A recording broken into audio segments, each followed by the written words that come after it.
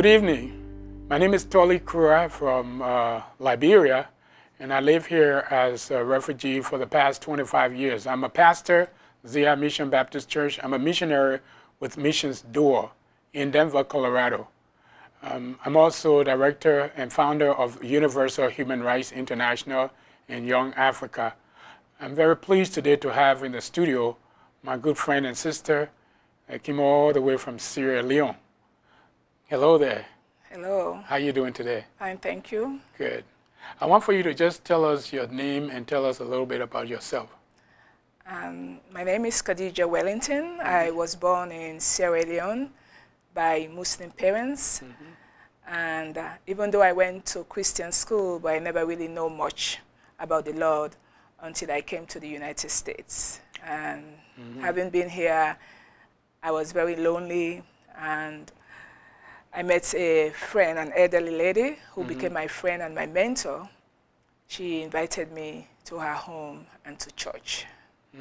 What was it like when you went to church? It was like very strange for me. I never really seen dancing and clapping and rejoicing in the Lord. So it was really exciting, you know, to see that.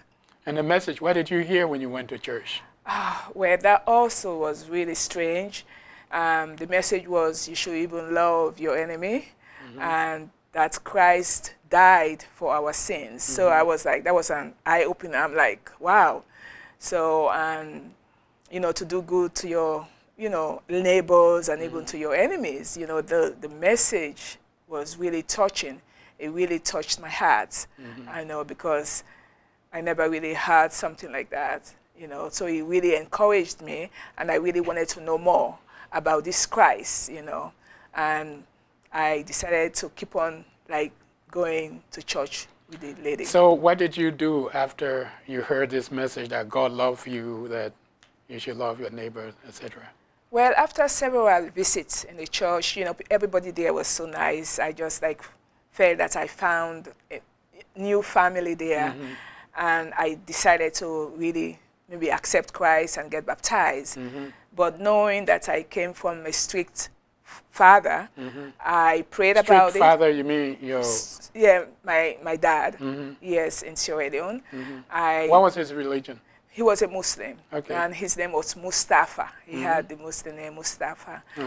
And I prayed about it, and I said, God, you know, I found a new faith. I really want to kind of baptize. What I've had has really touched me, and it has really changed my thinking. So fortunately, I'm sure it's through the prayer, you know, when I called him and explained that I found a new faith, he was silenced for a while. And then later he said, my daughter, if that's what you really want to do, you know, go ahead and do it, as long as you are worshiping something, you know. So, and I just was so excited. I was so happy when he gave me his blessings and said, go ahead without not too much questioning. So what did you ask him to do? What did you ask him? Well, like I said, I told him that I have found a new faith and I want his blessings. His blessing? His blessing, and to know that he's not angry with me and everything. So he said, no, he's not. And he even blessed me over the phone, you know, and I said, wow, I'm just free to go ahead and, you know, accept and get baptized. Where did you go to school in Boston? Well, I got my associate degree from Roxbury Community College. I went there for 2 years. And then later I went to Emmanuel College in Boston too, you know, and I obtained my BS degree in business administration. And where did you work? Well, I worked for John Hancock Financial Services. I worked mostly with programmers, computer programmers, and computer analysts and technicians. How long did you work at John Hancock? I worked there for about 15 years. 15 years. Yes, yes. And then what happened when the war was over? Well, when the war was over, we haven't met you, you know, when the war was going on, and we started working together, you know, trying to find ways and how to help our people who were suffering there. For me, my heart was heavy. I was so depressed and everything. I wanted to really, find help for those, who were coming here, who were running away, the refugees, both from Liberia and Sierra Leone, and praying that whatever we have learned here, I started thinking that maybe God has brought us here for a reason, to equip us to go back, just like you did, you prepared us and everything. And then when the war was over, my husband and I decided to go back to Sierra Leone. And the war ended in 2002, and then we decided to go back in 2003. And 2003. Yes. And now back in Sierra Leone, what ministry did God take you to do? What has God called you to do in Sierra Leone? Well, we are doing spiritual and humanitarian. Okay. When we went, the country was all like, unstable and everything, and there were a lot of people were hungry. The war with guns was over, but the war with hunger, illiteracy, poverty, social problems, it was really numerous, So we decided to do some agriculture, and we did that even though it was on a small scale. And then we helped the ladies, the young women, to learn skills like tailoring, sewing, garata dyeing, hairdressing, and literacy, because I challenged them. I said, if I can do it, you also can do it. They couldn't read or write. So I hired somebody who was teaching them literacy, and I told them that by the time you finish in the next 2 years, you're not going to use your thumb again to sign. Tell me about the church. What's the name of the church? The church is called... And was it existing before you got there? No, it wasn't existing. We started building it from scratch, and it's called Church of God on the Highway Ministry. And the reason why we gave it that name, it's on the highway and it's up the hill.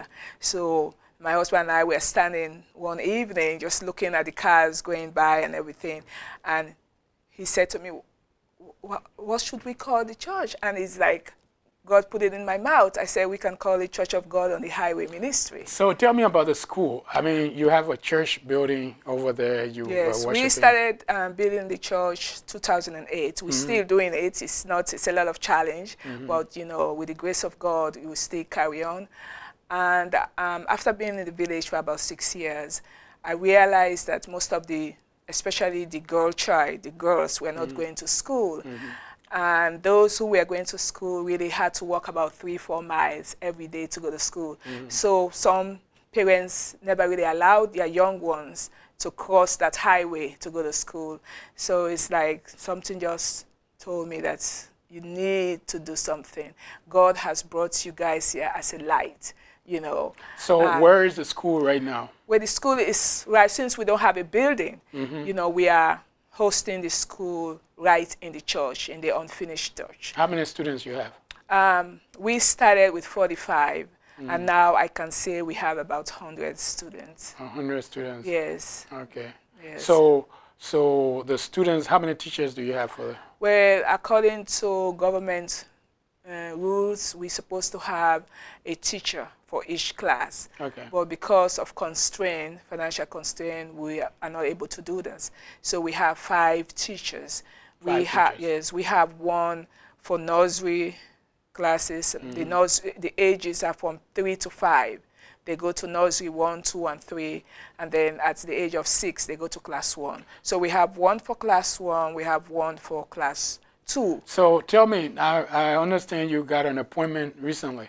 Oh, thank God for that. Yes, I've just been appointed. As a matter of fact, just yesterday I received my certificate. I've been appointed as missionaries for Missions Door in Denver, Colorado. And you'll be working in Sierra Leone? I will be representing them in Sierra Leone. And presently I'm looking for sponsors, to really to sponsor me. And I hope those who are hearing this will actually get in touch with Pastor Torli, or Emmanuel Gospel Center, to find out about, Thank you so much. We thank God for saving your soul, yes. And thank God for sending you back to your people. Yes, and I'm leaving tomorrow. I'm going back home and continue the ministry work. It's very challenging, but I just thank God for that. And I thank God for you, Pastor Torli. I thank God for Pastor Greg, and I thank God for the whole of Emmanuel Gospel and the Universal Refugee.